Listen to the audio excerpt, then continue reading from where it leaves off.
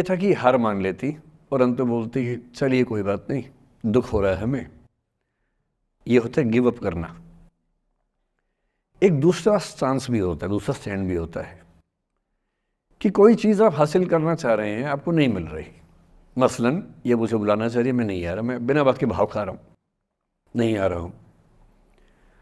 और एक समय के बाद ये इस मूड में आ जाती कि भाड़ में जाओ,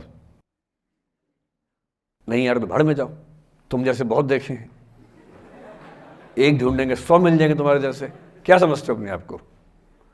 और फिर मैं कहता मैं आना चाहता हूँ, कहते नहीं हम नहीं बुलाएंगे आपको। ये होता है लेट गो करना।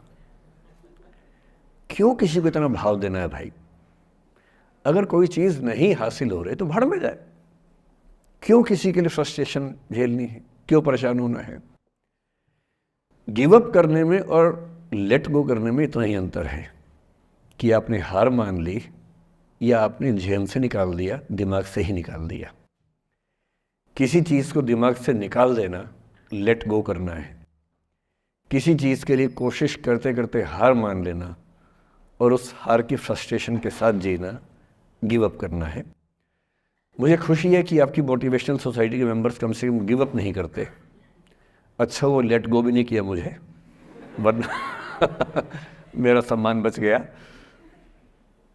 और ये अच्छा है कि इसी विषय पर हम बात करना चाह रहे हैं। मैंने इस बीच में ये भी सीखा कि आपकी उम्र के बच्चों को कुछ भी बताने का सबसे अच्छा तरीका है कहानियाँ सुनाना। और आपकी उम्र की बात नहीं है, लिंक्डइन पर आप भी शायद होंगे, मैं भी वहाँ पर हूँ, जो प्रोफेशनल्स का प्लेटफॉर्म सबसे अच्छा माना जाता है। मैंने देखा कि आजकल जो बड़ी बड़ी कंपनियों के सीईओ हैं या सीएक्सओस कहते हैं, सीएफओ है, सीटीओ है या सीएचआरओ है, जो चीफ ऑफिसर्स होते हैं किसी कंपनी के, उनके लिए स्पेशल कोर्सेज चलते हैं स्टोरी टेलिंग के। और उसमें मान लिया गया है कि अगर आप किसी कंपनी के सीईओ बनना चाहते हैं तो बेसिकली जो स्किल आपको आनी चाहिए वो स्टोरी टेलिंग की आनी चाहिए। आप कहानी सुना सकते हो। मैं सच्ची कहानियाँ सुनाना पसंद करता हूँ, झूठ बोलने से बचता हूँ। मैं आपको 3-4 छोटी छोटी कहानियाँ सुना रहा हूँ।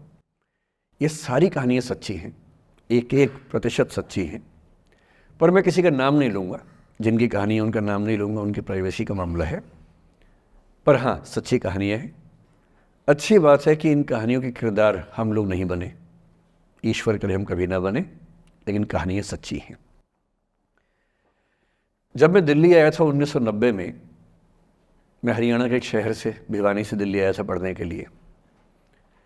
मेरे ड्रीम कॉलेज में हंसराज भी एक था, पर मेरा संयुक्त से मेरा एडमिशन जाकिर हुसैन में हुआ। मेरे अंक ठीक थे, यहाँ हो सकता था, पर मैं तो नई दिल्ली स्टेशन पे उतरा, बाहर निकला, पता लगा वहीं एक कॉलेज है, वहीं एडमिशन ले लिया मैंने। तो लोगों ने कहा कि यार कैंपस बड़ा अच्छा होता है। मैंने कहा क्या फ़र्क पड़ता है, कॉलेज कॉलेज होता है, छड्डो, यही छड्डो में सिखाने आया हूँ आप लोगों को। ठीक है, स्टेशन से निकले वहीं कॉलेज है, मैंने घर जाना होगा तो आराम से कॉलेज से निकल जाएंगे, क्या रखा है कैंपस में। पर मेरा एक दोस्त जो मेरे साथ ही आया था उसी शहर से, उसने एडमिशन हंसराज कॉलेज में लिया। मैं और वो स्कूल के डिबेटर्स थे। डिबेटिंग में हम लोग स्कूल टाइम से काफ़ी एक्टिव थे। डीयू में आए तो यहाँ भी एक्टिव रहे। डीयू में मैंने करीब 5 साल डिबेटिंग की और मेरा ख्याल है कि लगभग